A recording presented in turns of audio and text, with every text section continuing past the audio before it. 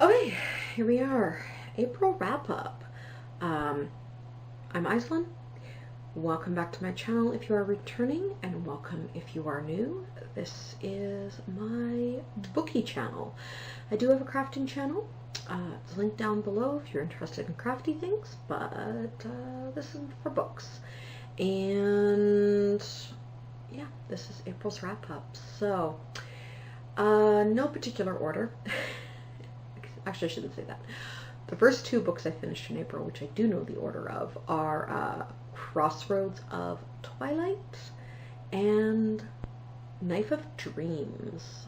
These are part of the Wheel of Time, which I am slowly working my way through as they become available at my library. They took me a while, so it did not leave a whole lot of other time to read other books, but I still managed to get through a good chunk of them, including a couple that were not really on my TBR because I had a couple, actually one DNF and then one I kind of skimmed through. So after those two were done, I read Trapped by Kevin Heron. This is part of the Iron Druid Chronicles. I didn't enjoy this one as much as I've enjoyed the previous ones. I just feel like the series is getting a little repetitive, and this one apparently takes place 12 years after the one before it, and I don't know, it felt like it was like a soft reboot in a way. Some good plot advancement does happen, but for the most part I felt it was kind of a repetition of the one previously, which leads me to my first DNF of the month. Hunted. I just feel like the series is starting to get incredibly repetitive and predictable, and not in an entertaining way. Like, sometimes you can get repetition, or you can predict plot points in that, and they're still entertaining. Overall, I mean, I don't want to give up on the series yet. I have enjoyed the series, but I don't know if it's because I'm binge reading it when these were first published, there was a year or two in between novels. So, you know, by the time you got to, say, this one, there had been, like, I think it was a year from this one. So my goal of reading one Iron Druid a month, I think I'm going to set aside. I'm going to take a month or two break from the series. Then I'm going to try Hunted again.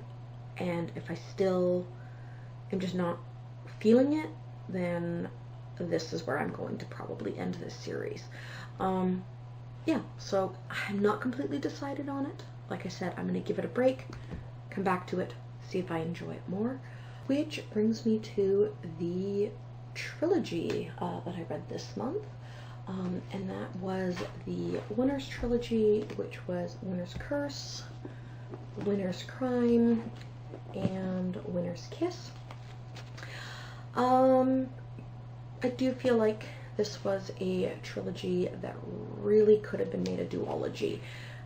Their first one was a great setup. Was not really what I thought it was going to be about. There is insta-love in this, but I do find it was done fairly well. So even though it's insta-love, it wasn't a complete turn-off. I mean, the characters did play well at one another. The second one was actually my favorite of the three. That rarely happens with me, but this one definitely left the romance to the side, got a lot more political. And I really enjoyed that. Then we got to the third one, and the third one spent most of its time being angsty with the romance, not really focusing on, like, by this point in the story, a trilogy should be wrapping up. This one feels like it was trying to add new elements. There was so much rehashing of all the events that happened in the first two books, all the important events, that I found myself actually skimming a lot of this book. Basically, I read the beginning, skipped most of the middle, and then read the end. It does end very well.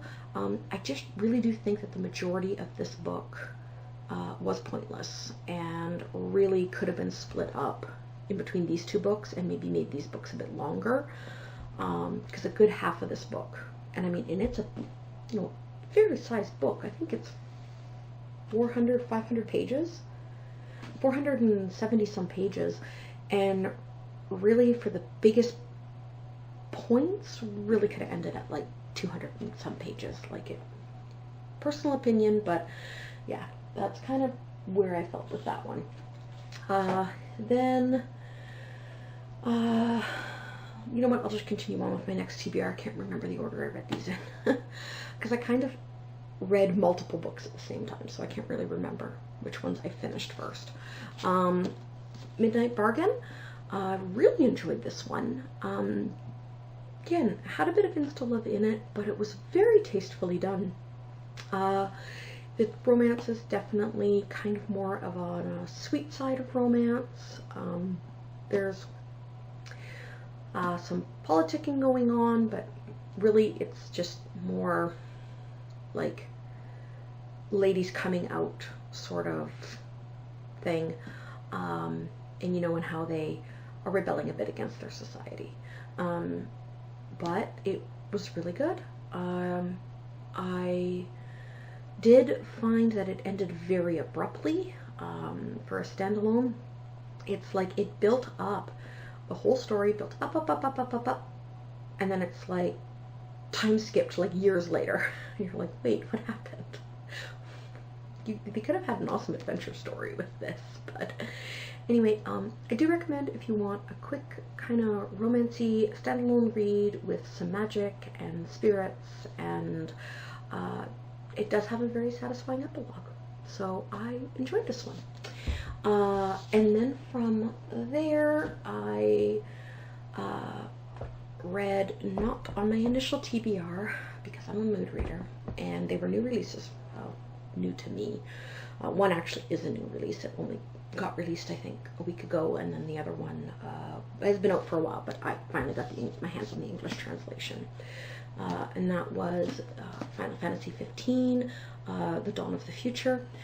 This book is primarily short stories with some artwork in that, but it is the stories of the cancelled DLC for Final Fantasy 15. I was really upset when they canceled the DLC, and I didn't even know this book was out, that they had actually published short stories based on, the plot they were going to have. So, and this is one of my favorite Final Fantasies, so when I saw this was out, I had to grab it right away. There is 4, I want to say, stories in this. They're short, they're sweet, they're an excellent wrap-up. Not a recommended read if you have not played the game, though, because this is basically the epilogue to the game. So if you have not played it, don't bother reading this. It'll make no sense at all. And major spoilers, too. So if you have, even if you've played it, if you haven't got to, like, the end, don't pick that up, because it's major spoilers. And then the hardcover edition finally got released for Ablaze Publishing's Captain Harlock by, I believe his name is French, so it would be Jérôme Alcuy, I think is how that is said. My French is terrible. I used to speak it as a kid, but I don't really anymore, way out of practice.